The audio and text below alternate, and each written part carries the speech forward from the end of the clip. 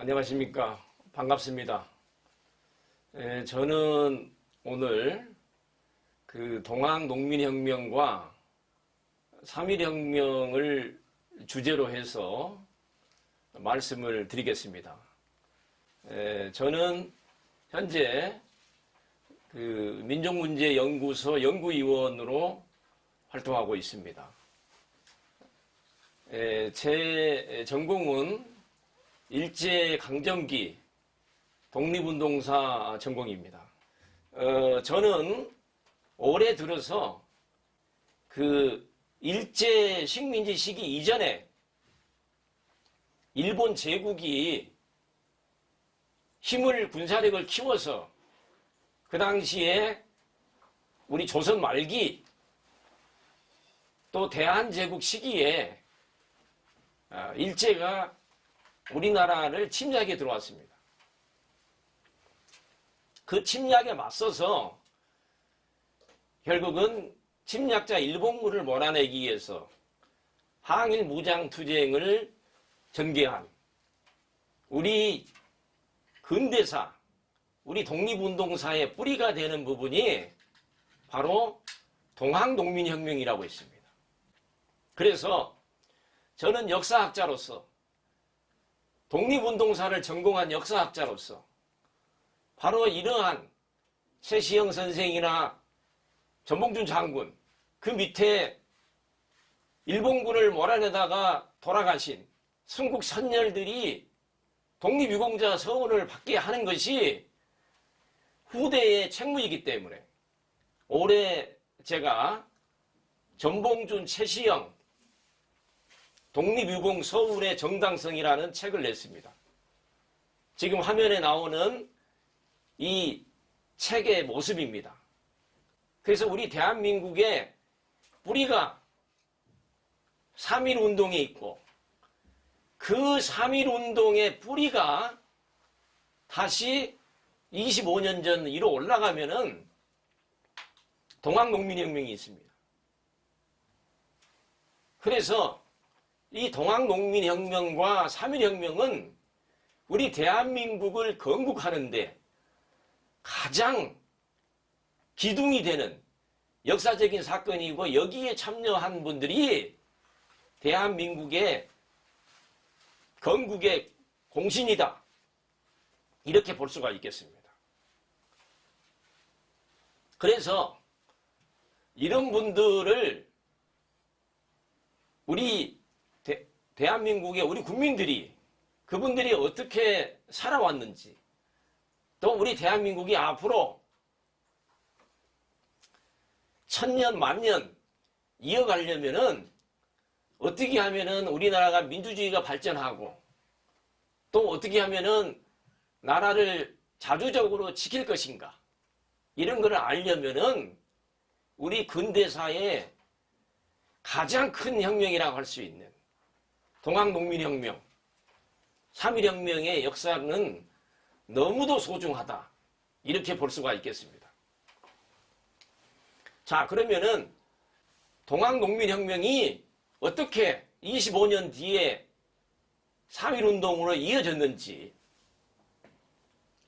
이 부분에 대해서 하나하나 말씀을 드리겠습니다.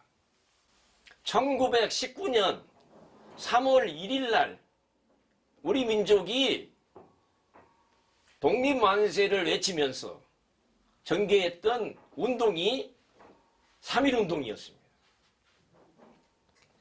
그런데 그 3.1운동은 1919년에 그 해에 그냥 거저 나온 게 아니었습니다. 그 이전에 철저한 준비가 있었고 그 준비를 바탕으로 해서 우리 민족이 도저히 일본 제국의 그 식민 지배에서는 도저히 있을 수가 없다 해서 독립운동을 전개했는데 그게 바로 3.1운동, 3.1혁명 이렇게 부릅니다. 그러면은 3.1운동의 그 뿌리가 어디에 있느냐? 우리 역사학자들이 연구를 해봤더니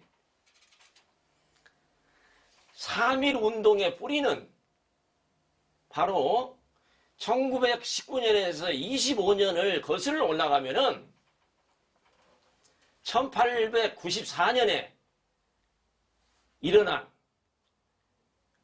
대단한 규모의 혁명이 있었습니다.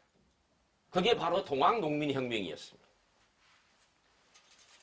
그래서 3.1운동은 이렇게 정의할 수가 있습니다. 제2의 동학농민혁명이었다. 오늘 제 강연의 그 주제와도 연관된 겁니다. 그래서 동학농민혁명과 3.1운동은 한 몸이었다. 쌍둥이라는 것을 알 수가 있을 겁니다. 자, 그러면은 동학농민혁명이 어떻게 전개가 되고 또 3.1혁명이 어떻게 전개가 됐는지 하나하나 말씀을 드리겠습니다. 우선 1894년 1월 달에 일어난 고부 동학농민봉기가 있습니다. 이것은 그 당시에 탐관오리였던 조병갑이 폭정을 일삼았기 때문에 고부 지역에서 농민들이 봉기를 했습니다. 그 이후에 정부가 동학농민군들을 탄압했기 때문에 탄압에 맞서서 다시 1894년 3월에 무장에서 제1차 혁명이 일어났습니다. 그 혁명을 가리켜서 무장기포, 거기에 포고문도 제시를 했습니다. 그래서 전주를 점령하기까지의 과정이 1차 혁명입니다. 그래서 전주를 점령하고 난 이후에 전라도 지역에 집강소를 설치를 했습니다. 그래서 조선 왕조의 잘못된 정치를 고쳐나가는 그 혁명이 제1차 혁명이다. 그래서 반봉건 운동이다. 신분제도를 폐지한다든지 무명 잡세를 없앤다든지 이러한 민주주의 운동을 한 혁명이 1차 혁명이고 2차 혁명은 그것과 성격이 다릅니다. 2차 혁명은 침략자 일본군과 싸우는 항일 무장투쟁이었습니다. 그래서 이것을 2차 동학농민혁명이다 이렇게 부릅니다. 자, 그러면은 일본군이 왜 우리나라 땅에 군대를 거느리고 쳐들어왔느냐, 그 부분부터 이해를 해야 됩니다. 지금 화면에 보면은 나와 있습니다. 일본군이 1894년 7월 23일 날 일본군이 인천으로 군대를 거느리고 와서 우리 고정임금이 계시는 궁궐, 우리 서울에 경복궁이 지금 복원되어 있죠. 이 경복궁을 점령을 했어요. 그리고 왕을 포로로 잡았습니다. 그리고서 정권을 교체했어요. 민씨 정권을 엎어버리고 친일 개화 정권을 세웠습니다. 다른 나라 군대가. 그래서 이 경복궁 점령 사건은 조선 왕조에서 국권이 일본 제국에게 아주 침탈당한 그런 엄청난 사건이었습니다. 그리고서 우리 경복궁을 점령하고서 일본군이 청나라 군대를 몰아내기 위해서 청일전쟁을 도발했어요. 그래서 청군을 몰아내고 그 이후에 가장 반일 세력인 척예를 내세웠던 외놈들을 배척하자. 이것은 동학사상, 동학의 아주 핵심 이념입니다. 척양척예가. 그래서 가장 반일 세력인 동학농민군을 제거해야 되겠다 해서 일본군이 조선에 군대를 이끌고서 들어왔다는 거죠. 이런 소식을 그 당시 전봉준 장군이 전라도 지역을 순시하고 있었어요. 남원에서 일본군이 우리 임금이 계시는 경복궁을 점령해가지고 포로로 잡고 조선군대를 무장을 해제했다고 하더라. 그런 소식을 들었어요. 8월에. 그래서 전봉준 장군이 그러한 침략자들을 그대로 둘 수가 없다. 침략자 일본군을 몰아내야 되겠다. 해서 1894년 10월 8일에 전라도 전주 근처 삼내에서 대도서를 설치해가지고 거기서 통문을 보내고서 일본군을 몰아내자 해서 일어난 사건. 이게 바로 제2차 동학농민혁명입니다. 전봉준 장군은 1차 혁명에도 지도자였고 2차 혁명 때 항일투쟁의 총사령관이었습니다. 동학농민혁명을 이끌고 있었던 전봉준 장군이 전라도 삼내에서 통문을 보냈습니다. 통문에 뭐라고 썼느냐? 충성스럽고 정의로운 선비들이여 일본군을 몰아내자. 이렇게 통문을 보냈습니다. 전라도 지역에. 그래서 그 통문을 읽은 동학을 믿는 사람들, 농민군들이 모여들었습니다. 삼내로. 얼마가 모여들었느냐? 4,000명이 모였습니다. 그래서 삼내에서 4,000명을 데리고서 전봉준 장군이 공주를 거쳐서 서울로 올라가서 일본군을 몰아내려고 했어요. 이렇게 삼내에서 4,000명이 모여들어서 공주에 올라갈 때는 전봉준의 시하 농민군이 얼마로 늘어났느냐? 일개 사단병력 10,000명으로 늘어났습니다. 자, 이렇게 전봉준 장군이 4,000명의 항일 동학농민군을 이끌고 논산으로 올라가고 있을 때 동학농민군의 2대 교주, 최고 지도자인 최시영 선생님이 충청북도 보은에서 계셨습니다. 그래서 바로 전봉준이 이끈 동학농민군이 지금 북상하고 있다는 소식을 들었어요. 그래서 회의를 열었습니다. 최시영 선생께서. 그러면 이 문제를 어떻게 해결할 것이냐? 그래서 회의의 결론을 냈습니다. 그래서 바로 동학의 최고 지도자였던 최시영 선생께서 전봉준과 같이 항일투쟁에 나서라! 총기포령을 내렸습니다. 그래서 바로 최시영 시하에 있는 동학교도들이 2차 동학농민혁명에 참여를 했습니다. 그때 최시영 선생님이 나이가 많기 때문에 젊은 지도자인 의암 손병희에게 통령으로 임명했습니다. 그리고서 통령기를 내려주면서 네가 항일투쟁을 진두지휘해라. 그래서 손병희가 북접의 농민군들을 거느리고 논산으로 갔습니다. 그래서 논산에서 전봉준 장군과 만나서 의형제를 맺고 그 당시 나이가 전봉준 장군이 많기 때문에 형님이 되고 의암 선생이 동생이 됐어요. 그리고 나서 결국 북접의 동학농민군, 전봉준의 농민군이 힘을 합쳐서 공주로 올라가게 됐습니다.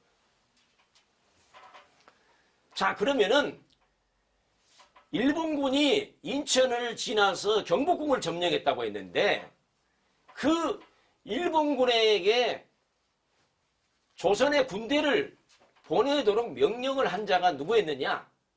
역사학자들이 밝혀보니까 바로 그 조선의 군대를 파병하도록 하고 동학농민군을 죽이도록 명령을 내린 자가 밝혀졌습니다. 바로 그 자가 누구냐? 이토 히로부미였습니다. 그 당시 일본의 일왕이 누구였느냐? 메이지 일왕이었습니다. 그 메이지 일왕 시기에 내각 총리 대신이었어요. 수상이었어요. 이토 히로부미가.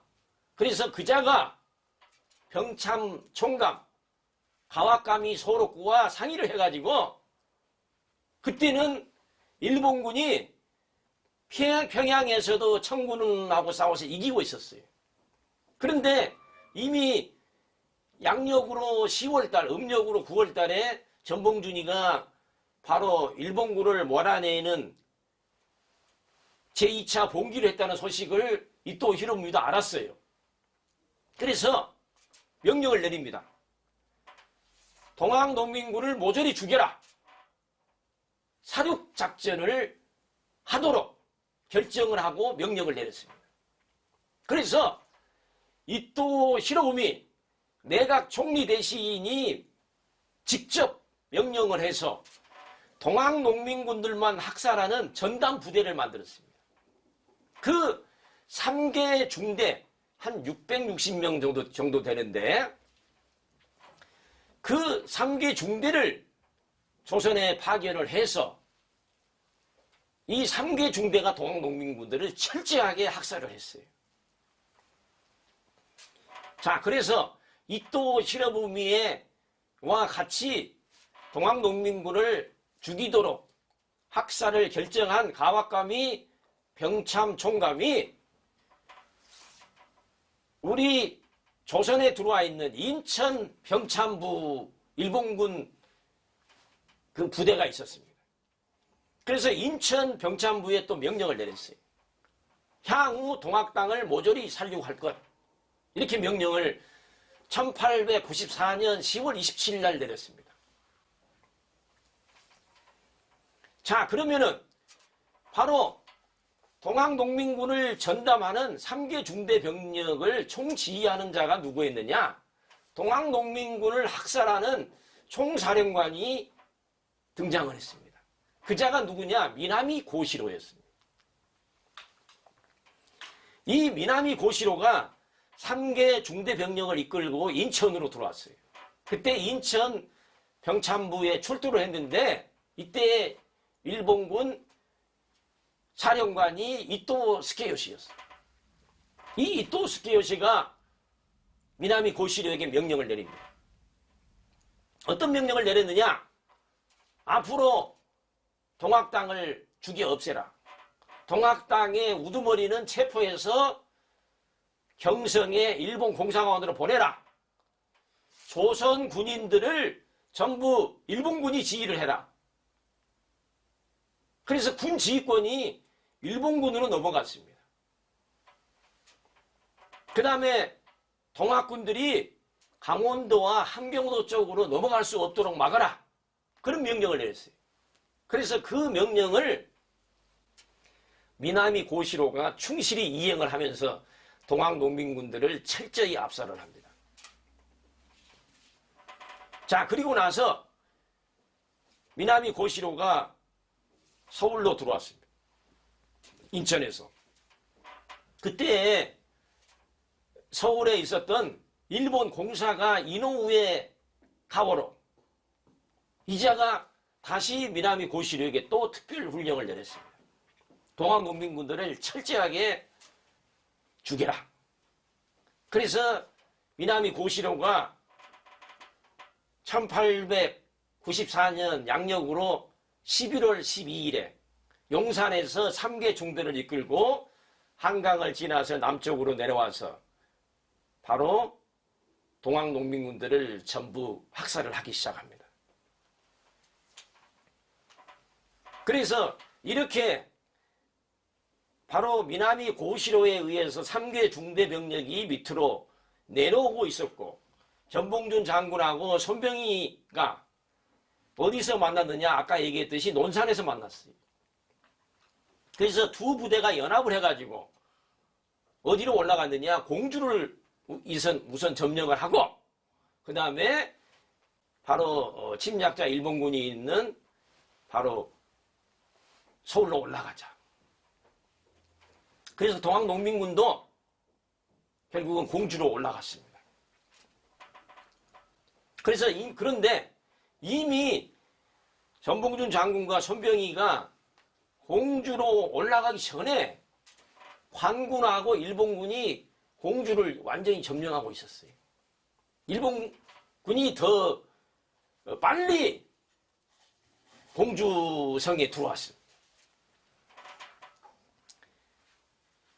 그렇지만은 바로 전봉준의 동학농민군과 손병희가 이끄는 동학농민군이 공주를 점령하고서 서울로 올라가기 위해서 공주에서 전투가 벌어집니다. 양력으로 11월 20일부터.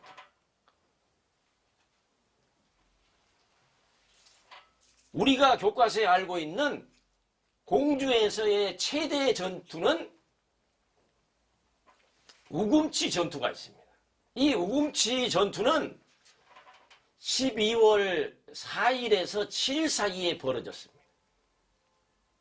그러나 화력에서 일본군이 훨씬 우세했습니다. 그래서 동학농민군이 패배했어요. 어떻게 그러면은 패배를 했느냐? 우리 동학농민군은 군사력이 가지고 있는 무기가 죽창, 창칼, 화성창 정도였어요.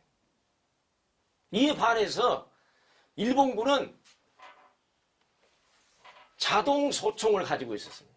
스나이더 소총, 무라타 소총, 또 기관총까지 가지고 있었습니다. 화력에서 일본군이 훨씬 우세했어요.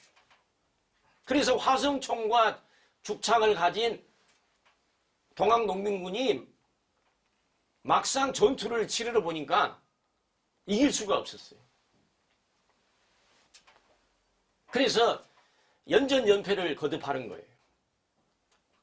그래서 결국은 양력으로 12월 8일 날 우금치 전투에서 전봉준 장군과 손병희 장군이 패배하고서 결국은 공주에서 철수를 해서 노성으로 이동을 했습니다. 그래서 전봉준 장군이 노성으로 농민군들을 이동시키고 난 이후에 글을 하나를 발표했습니다. 조선의 관군이여, 조선의 지방의 군사들이여, 일본군하고 싸우지 말고 일본군하고 합세해서 우리들을 동족을 죽이지 말고 우리 동학군하고 관군이 힘을 합쳐서 일본군을 몰아내야 된다. 이런 주장을 했어요. 연합전선을 호소했습니다. 그러나 그 당시에 바로 관군이나 지방의 군대는 농민군과 손을 잡지 않았습니다. 오히려 침략자 일본군하고 관군이 손을 잡아서 농민군을 죽이는 데 앞장섰다는 거죠. 자, 그 이후에 전봉준과 손병희가 계속해서 일본군하고 싸웠어요. 1894년 12월 21일 날. 이때에는 저 전라북도 금구 원평의 구미란에서 전투를 치러졌습니다. 또 졌습니다. 다시 태인으로 갔어요. 태인 전투에서도 동학농민군이 또 군사력이 일본군이 셌기 때문에 또 패배했어요. 그래서 태인 전투 이후에 농민군을 해산을 시켰습니다. 자, 그리고 난 이후에 그 항일 투쟁의 총사령관이었던 전봉준 장군이 동지 서너 명과 상의를 해가지고 옷을 갈아입고 우리들이 몰래 변복을 해가지고 한양을 한번 정탐을 해보자. 그런 생각을 하고서 피신을 했어요. 그래서 바로 태인에서 이밤 삼성으로 들어갔고 그 이후에 전봉준 장군이 3명의 부하들과 백양사로 피신을 했고 다시 순창으로 들어갔고 순창의 피놀이에서 결국은 조선의 민병들에게 불행하게도 체포가 됐습니다. 자, 그런데 이 전봉준을 체포하는 과정에서는 일본군도 전봉준을 체포하는데 아주 추적을 하면서 앞장서고 있었어요. 그 동학농민군을 학살하는 총사령관이 미나미 고시로라고 제가 말씀을 드렸습니다. 그 미나미 고시로 밑에 아까마스 고코라는 장교가 있었습니다. 그래서 미나미 고시로가 아카마스에게 명령을 내려서 전봉준을 추적해서 반드시 잡아라. 그래서 이 아카마스 곡구의 지대가 전봉준을 추격하고 있었어요. 그 와중에서 12월 양력으로 28일 날 피노리에서 체포가 됐어요. 그 소식을 아카마스 지대도 알았어요. 그래서 아카마스가 미나미 고시로에게 바로 보고를 했습니다. 전봉준을 잡았다. 그래서 미나미 고시로가 내가 그렇다면은 순창으로 가겠다. 미나미 고시로가 순창으로 들어왔어요. 그런데 조선의 민병들이 순창에서 전봉준과 그의 부하들을 잡아가지고 몸을 장악하고 있었는데 전봉준의 그 몸 신병을 일본군이 뺏어갔어요. 일본군 장교가 뭐라고 얘기했느냐? 전봉준을 우리들이 일본군이 남하를 한 것은 오로지 이 한 놈을 잡기 위해서 일본군이 내려왔다. 따라서 함께 전봉준을 잘 감시를 하면서 서울로 압송해가지고 신문해야 된다. 그래서 전봉준을 전라 감용으로 보낼 수가 없고 우리가 전봉준의 신병을 가져가겠다. 그래서 일본군이 셌어요. 그래서 결국은 전봉준을 일본군이 결국 데려갑니다. 그런 상황에서 미나미 고시로가 순창에 들어왔어요. 1월 2일 날 들어왔습니다. 그래서 전봉준을 보고 결국 묶어서 1월 2일 날 나주, 순창에서 나주로 옮겼어요. 전봉준을. 그래서 이 나주 초토영에서 그 일본군 학살 총사령관 미나미 고시로가 전봉준을 1차 신문을 합니다. 이 기가 막힌 일이 벌어졌어요. 그렇기 때문에 미나미 고시로가 전봉준을 신문했다는 것 자체가 바로 전봉준은 일본군을 몰아내려고 봉기를 했기 때문에 그 자체가 바로 항일무장투쟁이 되는 겁니다. 이런 전봉준이 체포되는 상황 속에서 동학농민군이 94년에서 95년에 가서도 계속 싸웠습니다. 저 장흥에서도 전투를 벌이고 그 다음에 동학농민군이 마지막으로 일본군과 싸우는 항쟁이 하나 있습니다. 바로 2월 달에 일어난 대둔산에서 동학농민군들이 일본군하고 싸웠어요. 그러나 일본군이 대둔산의 그 절벽 위에 있는 동학농민군들을 철저히 결국은 다 죽였어요. 그래서 대둔산의 동학농민군들이 전부 돌아가시고 결국은 미나미 고시로가 동학농민군들을 엄청 죽였습니다. 요즘 학자들이 연구를 해보니까 이 2차 동학농민전쟁에서 일본군에 의해서 우리 농민군이 어느 정도로 죽었느냐? 적게 잡았을 때 약 3만에서 5만이 희생된 걸로 파악이 됐습니다. 많게 잡으면 한 30만으로 보는 경우도 있습니다. 그러니까 3만에서 5만, 30만 사이에 우리 동학농민군이 희생을 당한 거다. 이렇게 볼 수가 있겠습니다. 신문을 마친 미나미 고시로가 일본 공사에게 연락을 했습니다. 그래서 일본 공사가 서울로 압송을 해라. 전봉준을. 그래서 압송을 합니다. 95년 1월 30일에 나주를 출발해서 전봉준 장군이 2월 18일에 서울에 도착했어요. 어디에 갔느냐? 조선군 지휘본부로 가지 않았습니다. 일본 영사관 순사청에 수감됐어요. 자, 그 이후에 정식으로 재판을 받습니다. 전봉준 장군과 다른 5대 장군들이. 그 전봉준을 그러면은 그 재판소에서 누가 신문을 했느냐? 일본 공사의 밑에 있는 일본 영사 우찌다 영사가 3차례에 걸쳐서 전봉준 장군을 신문했습니다. 그 신문한 조서가 전봉준 공초로 지금 남아 있습니다. 자, 이런 상황에서 재판을 받을 때 어떤 일본인들이 갇혀있는 전봉준에게 접근을 해가지고 일본 변호사에게 한번 잘 얘기를 해가지고 살 길을 한번 찾아봐라. 우리가 도와주겠다 이런 얘기를 했어요. 전봉준 장군이 단호히 거절했습니다. 뭐라고 얘기를 했느냐? 정말 전봉준 장군 대단합니다. 일본은 나의 적국이다. 내가 부채하게 살기 위해서 적국에게 살 길을 내가 구하지 않겠다. 이런 발언을 했다고 합니다. 이 내용이 동학사 초고본에 나오고 있습니다.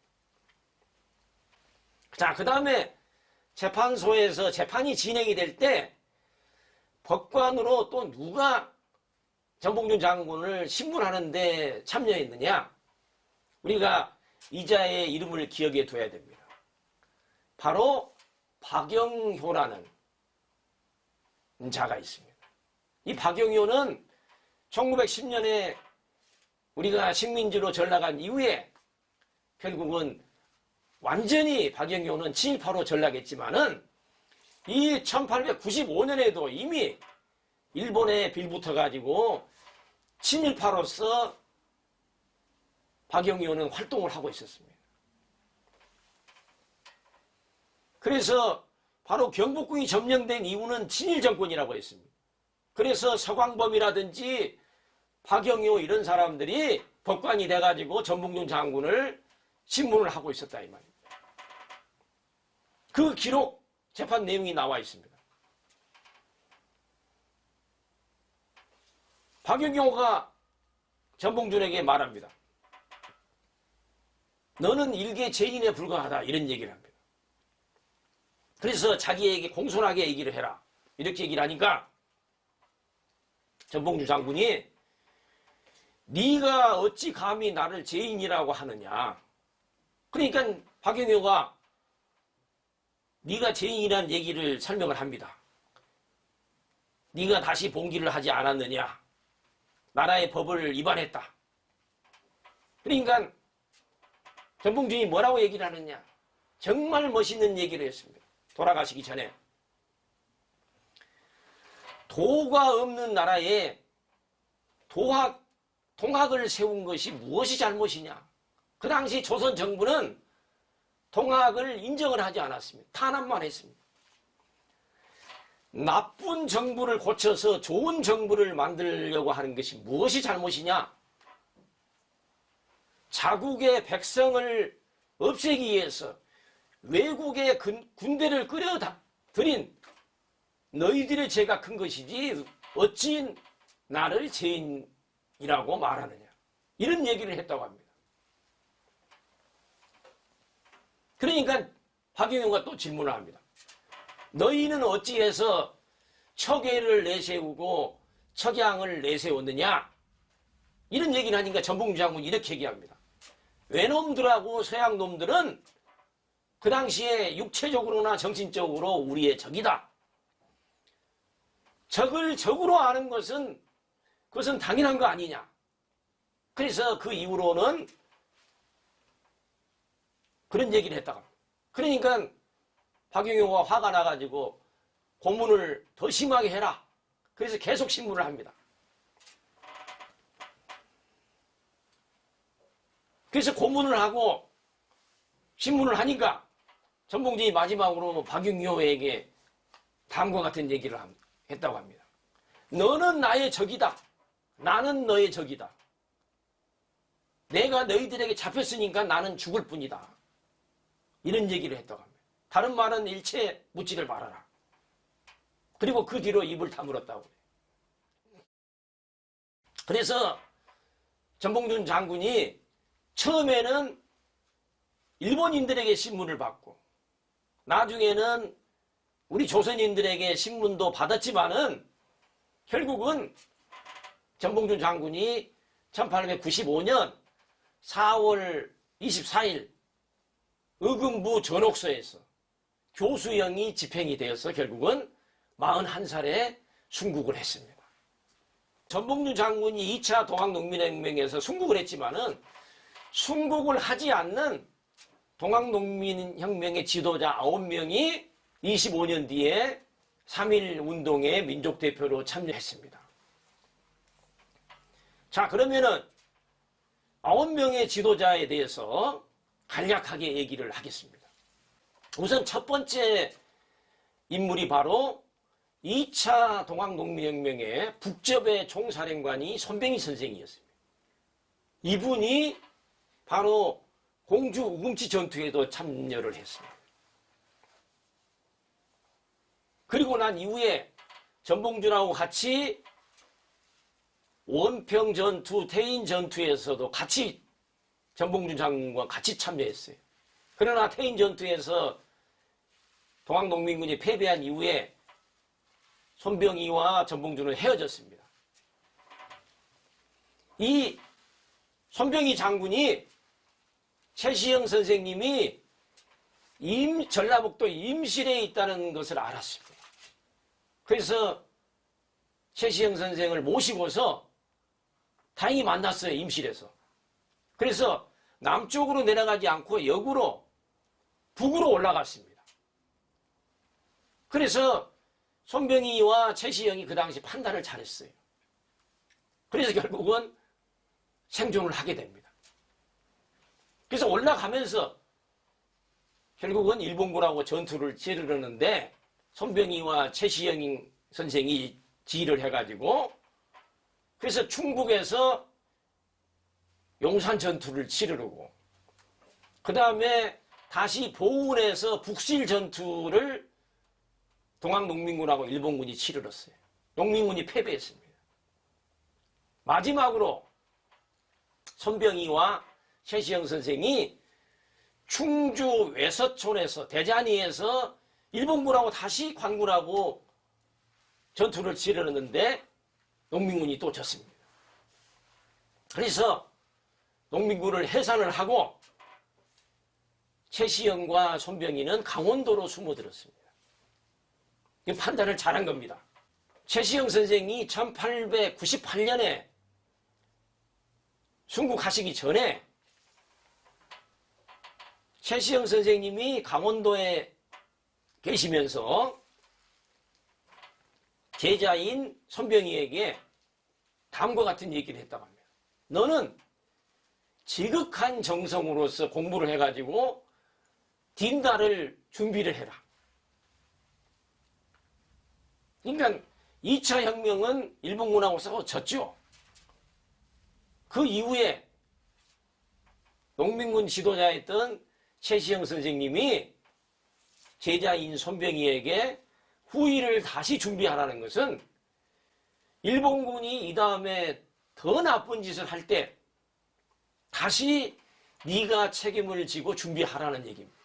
그래서 그 스승님의 말씀을 받들어 가지고 손병희 선생이 1919년 3월 1일 이후로는 3.1 운동을 기획하고 진두지휘하게 됩니다. 자, 1898년에 최시영 선생님이 잡혀서 결국은 순국을 했습니다. 교수형을 당했습니다. 그 이후에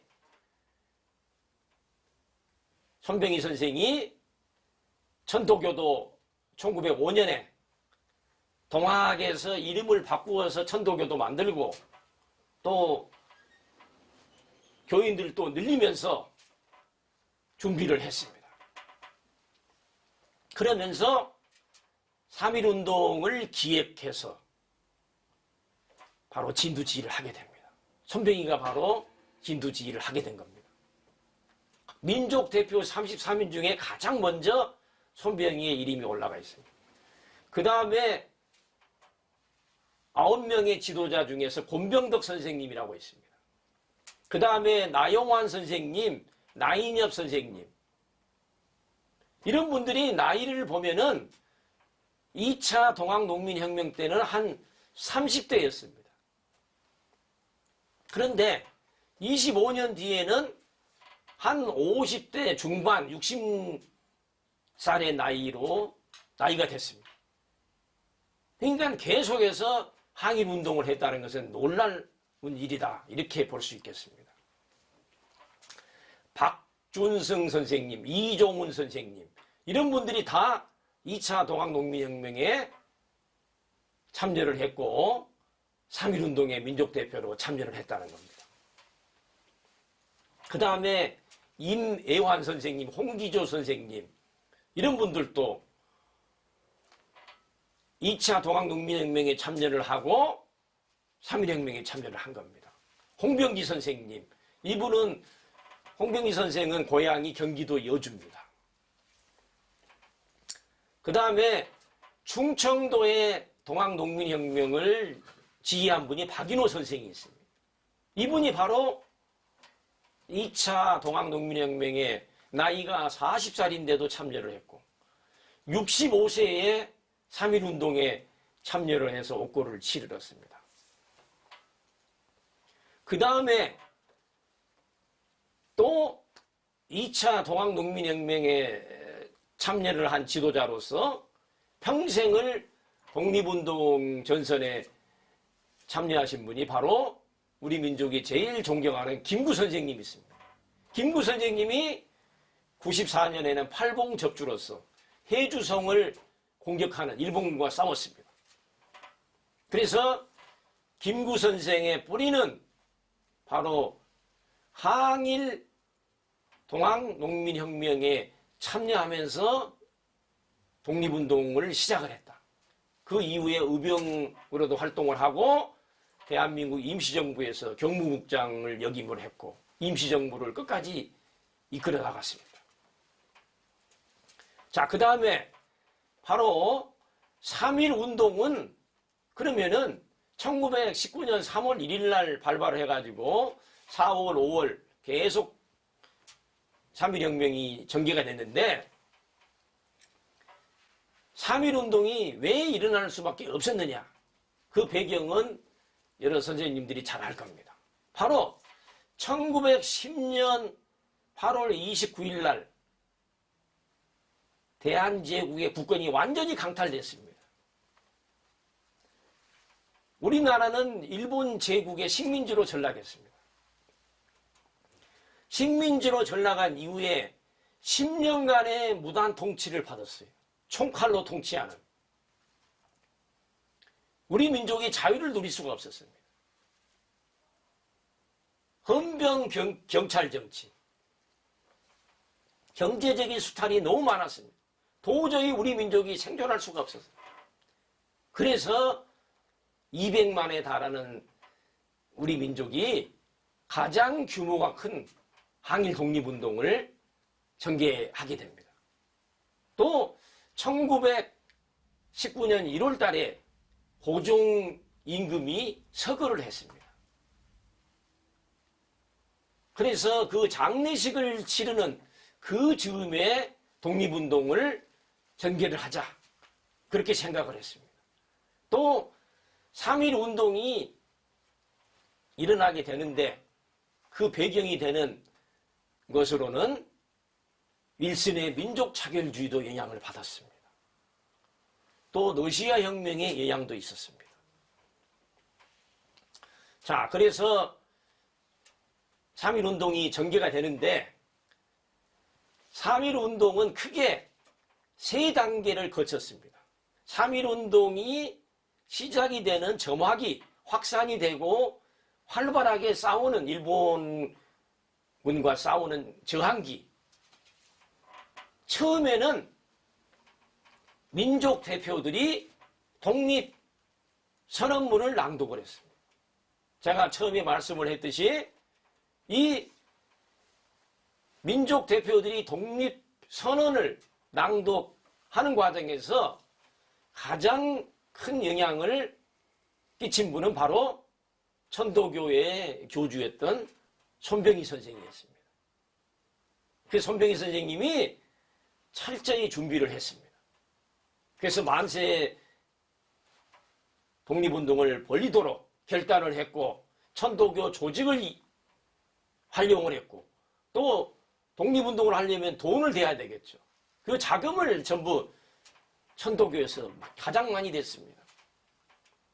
물론 탑골공원에서 우리 학생들이 모여서 독립선언서를 발표하면서 3.1운동이 이제 전개가 됩니다. 그래서 전국의 주요 도시로 확산이 되었고 그 다음에 농촌으로 확산이 되었습니다. 3.1운동의 민족 대표는 천도교에서 조선민족 대표로 천도교에서 15분이 서명을 했고 기독교에서 16명이 서명을 했습니다.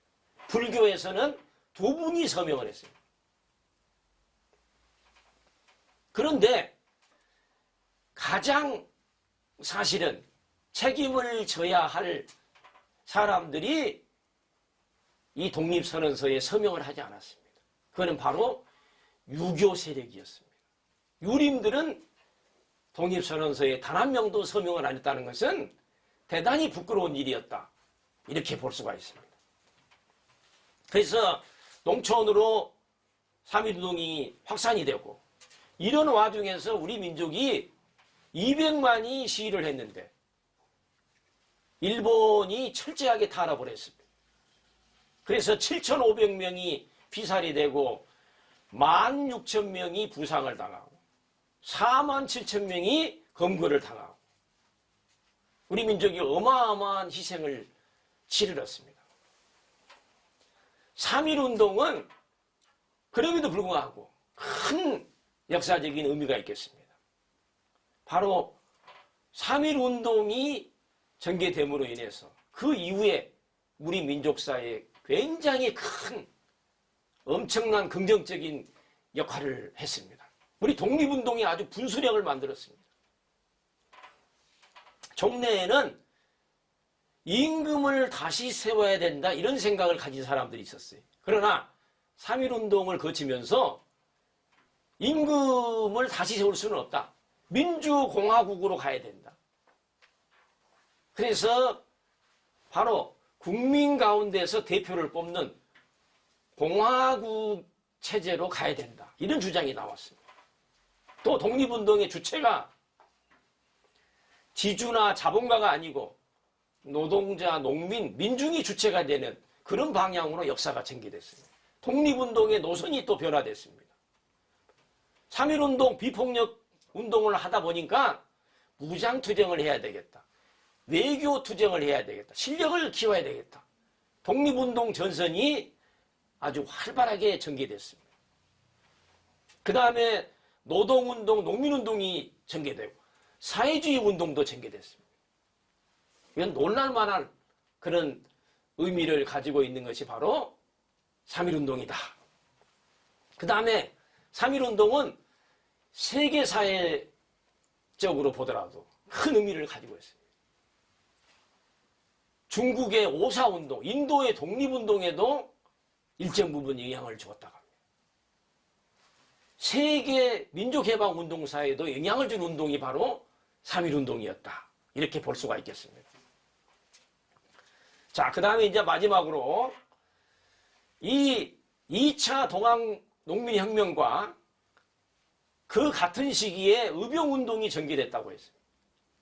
그러면 이 두 운동의 공통점은 뭐냐? 항일 독립운동입니다. 적극적인 국권 수호 운동이고 항일 무장투쟁이고 일제의 침탈에 맞선 반침략 민족운동이고 자, 그런데 2차 동학농민혁명과 의병운동의 차이점은 뭐냐? 항일투쟁의 주체가 의병운동은 양반유생이었습니다. 2차 동학농민운동은 주체가 농민이었다. 자, 그럼에도 불구하고 지금까지도 의병운동에 참여하신 분들은 다 우리 대한민국 정부에서 독립유공자로 서울을 했는데 2차 동학농민혁명에 참여한 항일 동학농민군에 대해서는 단 한 명도 서원을 하지 않는 것은 이것은 대단히 잘못된 일이다. 이런 말씀을 제가 드립니다. 자, 그 다음에 제가 강연을 한 2차 동학농민혁명과 3.1운동의 그러면 공통점과 차이점을 간략하게 정리를 해드리겠습니다. 2차 동학농민혁명과 3.1운동의 공통점은 뭐냐? 적극적인 우리 국권을 수호하는 독립운동입니다. 항일투쟁이었습니다. 반일 운동이었습니다. 자, 그러면은 2차 동학농민혁명하고 3.1운동은 어떤 차이점이 있느냐? 차이점이 있습니다. 2차 동학농민혁명은 총칼을 들고 화성총을 들고서 일본군을 몰아내려는 운동이기 때문에 항일무장투쟁입니다. 그런데 3.1운동은 비폭력 항일투쟁이었습니다. 그런 점에서 일정 부분 차이가 있습니다. 손병희 선생께서 권동진, 오세창, 최린 이런 분들하고 3.1운동을 전개해 나갈 때 3대 독립운동의 원칙을 정했습니다. 많은 대중들이 참여하게 해야 된다. 대중화. 독립운동을 이끌어갈 때 조직을 일원화시켜야 된다. 비폭력 운동을 해야 된다.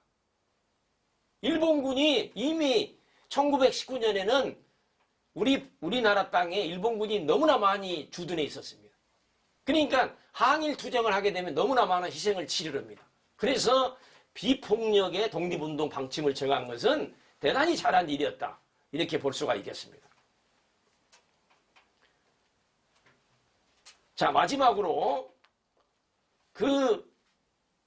이번 강연의 주제가 되는 동학농민혁명 3.1운동은 두 차례에 걸친 항일투쟁이었습니다. 그 항일투쟁에서 누가 주도를 했느냐?